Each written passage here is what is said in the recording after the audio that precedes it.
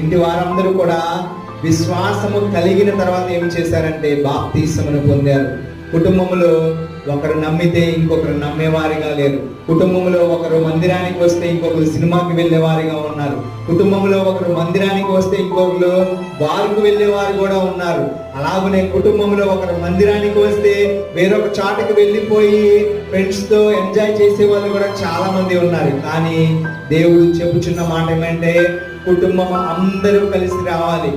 ఆయన విడివిడిగా మనల్ని ఉంచలేదు. లేదంటే కుటుంబముగా కలిసి ఉన్నప్పుడు కుటుంబం అందరము కలిసి దేవుని సన్నిధిలోనికి రావాలి.